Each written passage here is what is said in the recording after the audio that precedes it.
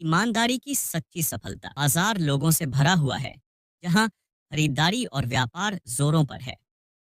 रमेश, जो करीब 25 वर्ष का एक युवा व्यापारी है, अपनी छोटी सी लकड़ी की दुकान पर बैठा है, जहां वह जो अनाज और सब्जियां बेचता है। उसके कपड़े साधारण लेकिन साफ सुथरे हैं और उसकी आंखों में सच्चाई की चमक झलकती है। रमेश मुस्कुराते हुए एक ग्राहक को चावल की बोरी देते हुए, लीजिए साहब, यह बाजार का सबसे बढ़िया चावल है। हम तौल में कोई गड़बड़ी नहीं करते, सिर्फ ईमानदारी से व्यापार करते हैं। ग्राहक चावल को ध्यान से देखता है, सिर हिलाकर संतुष्ट जताता है और पैसे दे देता है। दूसरी ओर मोहन, जो एक अमीर व्यापारी है, अपनी बड़ी दुकान से यह सब देख रहा होता है। वह एक ग्राहक को धोखा देते हुए चावल में छोटे छोटे कंकड़ मिला रहा है और चालाकी से मुस्कुराता है। मोहन हंसते हुए, ईमानदारी से कोई अमीर नहीं बनता रमेश, अगर थोड़ी चालाकी कर लो तो मुनाफा दोगुना हो जाएगा। रमेश शांत स्वर में, जो धन बेईमानी से कमाया जाए वह ज्यादा दिन नहीं टिकता मोहन।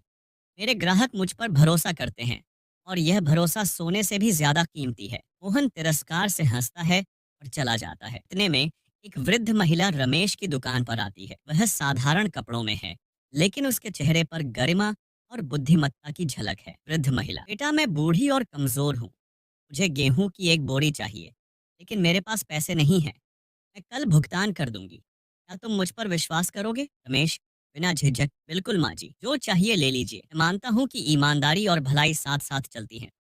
वृद्ध महिला मुस्कुराकर सिर हिलाती है, गेहूं लेती है और चली जाती है। महल में राजा वीरेंद्र अपने सिंहासन पर बैठे हैं और व्यापारियों के खिलाफ आई बेईमानी की शिकायतें सुन रहे हैं। वे स्वयं अपनी प्रजा की ईमानदारी की परीक्षा लेने का निर्णय करते हैं। राजा वीरेंद्र, मैं साधारण व्यक्ति के वेश में बाजार जाऊंगा और देखूंगा कि मेरी प्रजा में कौन वास्तव में ईमानदार है। अगली सुबह राजा साधारण कपड़े पहनकर बाजार पहुंचते हैं और सबसे पहले मोहन की दुकान पर जाते हैं। राजा ग्राहक के रूप में, व्यापारी, मुझे चावल की एक बोरी चाहिए, लेकिन मेरे सोने के सिक्के कहीं गिर गए हैं, क्या तुम मुझ पर भरोसा करके मुझे उधार दोगे? मोहन व्यंग्य से हंसते हुए, हाँ, मैं विश्वास पर व्यापार नहीं करता, जब तक सोना नहीं दिखाओगे चावल नहीं मिलेगा। राजा नाराज होकर आगे बढ़ जाते हैं और रमेश की दुकान पर पहुंचते हैं और वही सवाल दोहराते हैं। रमेश मधुर मुस्कान के साथ, बिल्कुल भाई, चावल ले जाइए। एक आदमी का वचन उसकी संपत्ति के समान होता है।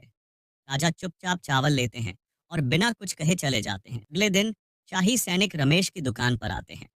बाजार में सभी लोग आश्चर्य से देखने लगते हैं। शाही सैनिक, रमेश, राजा ने तुम्हें तुरंत दरबार में बुलाया है। रमेश चकित होकर महल की ओर चल पड़ता है, जबकि मोहन और अन्य व्यापारी आपस में फुसफुसाने लगते हैं। महल में रमेश राजा के सामने झुककर प्रणाम करता है, जो अब अपने राजसी वस्त्रों में है।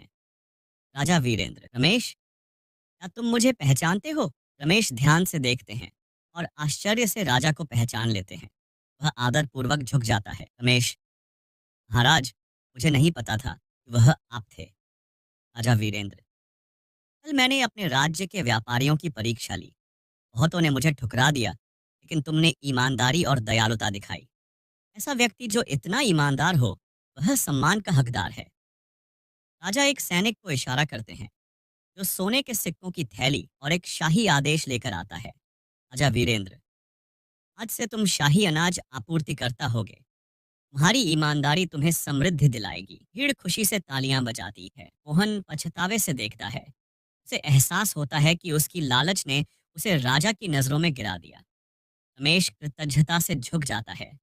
उसकी आंखों में खुशी के आंसू होते हैं। कहानी की सीख, ईमानदारी और भलाई हमेशा सच्ची सफलता दिलाती हैं, कि बेईमानी से केवल अस्थाई लाभ होता है, लेकिन अंततः नुकसान ही होता है।